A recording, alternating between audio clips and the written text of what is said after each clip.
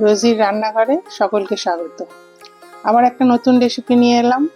নতুন বললে ভুল হবে, এটা অনেক সবারই পরিচিত, ইলিশ ভাপা, কিন্তু আমার স্টাইলে। একটু করে দেখো সবাই, এইরকম ভাবে একটু অন্যরকম স্বাদ পাবে বা অসাধারণ স্বাদ পাবে, যেটাই বলো। তাই শুরু করছি রেসিপিটা। কালো সর্ষে সাদা সর্ষেকে মিক্সির জারে নিয়ে নিলাম। আমি এটা ধুয়ে বেছে ভালো করে কৌটোয় রাখা আছে, জন্য আলাদা করে এটা ধোয়ার প্রয়োজন হয় না। 4টে কাঁচা লঙ্কা দিয়ে দিলাম, এটা ঝালই ভালো লাগে। একটু জল দিয়ে ভিজিয়ে রাখলে ভালো হয়, কিন্তু আমার সেই সময় ছিল না, তাই আমি আর আলাদা করে ভেজাতে পারিনি, করে নিয়েছি। আর নারকেল কোড়ো, এই 3টে দিয়ে ভালো করে আর একটু নুন দিতে হবে, দিয়ে এটা একটা ভালো করে পেস্ট বানিয়ে নিতে হবে। অল্প অল্প জল দিয়ে খুব ভালো পেস্ট বানাতে হবে। এই নুন দিয়ে দিলাম 1 চামচ, ওদিকে পেস্টটা বানাতে দিলাম, আর এদিকে আমি মাছ দুটোকে নুন আর হলুদ দিয়ে ম্যারিনেট করে রেখে দিলাম কিছুক্ষণের জন্য। খুব ভালো করে নুন আর হলুদটা দিয়ে মাখিয়ে কিছুক্ষণের জন্য রেখে দিতে হবে।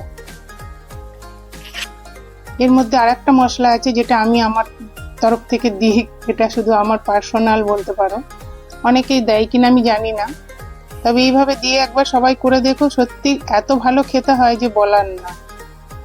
গরম ভাতের সঙ্গে ইলিশ ভাপা তো একটা আলাদাই ব্যাপার।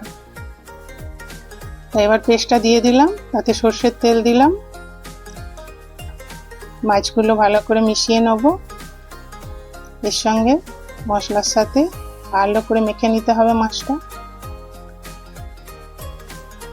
টিফিনে একবারই করে নিলাম। এরপর যে মশলাটা দিচ্ছি, এটা আমার নিজস্ব, এটা হচ্ছে তিল আর চারমগজের একটা পেস্ট আমি বানিয়ে রেখেছি। পেস্ট বললে ভুল হবে, শুকনো ভেজে রেখে দিয়ে ওটা আমি ভালো করে গুঁড়ো করে রেখে দিয়েছি, সেটা থেকে আমি 2 চামচ মতো দিলাম, দিয়ে এর সঙ্গে মাখিয়ে নিলাম। দিয়ে এবার আমি চলে গেলাম ভাপায়। আলাদা করে আর দেখালাম না, যেমন স্টিম দিয়ে ইলিশ মাছ ভাপা হয় সেইভাবেই একটা কড়াইয়ে জল দিয়ে তার নিচে একটা কিছু পাত্র রেখে তার উপরে টিফিনটা রাখতে হবে, দিয়ে 10 মিনিট মতো ফুটিয়ে নিতে হবে, ভালো করে ভাপে করে নিতে হবে। এটা তো সবাই জানো। বাকি যে মশলাটা দেখালাম, ওইভাবে আমার মতো করে মশলা দিয়ে একবার করে দেখো। সত্যি বলছি, ইলিশ ভাপা তো এমনি সকলের সবার জানি আমি খুব প্রিয়, আমার মতো করে দেখো, একটা অসাধারণ লাগে, খুবই ভালো লাগবে খেতে। হয়ে গেছে আমার, এটা নামিয়ে নিলাম।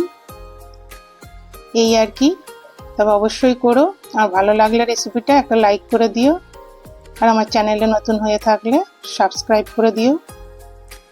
আর কিরম লাগলো করে খেয়ে বলো, কমেন্টে জানিও আমাকে। এই হয়ে গেল আমার ইলিশ ভাপা, গরম ভাতের সঙ্গে খাও আর আমায় জানাও। আর আমার ভিডিওটা দেখার জন্য সকলকে ধন্যবাদ। ভালো থেকো সবাই। এই আমার রেসিপি কমপ্লিট, সবাই ভালো থেকো, বাই।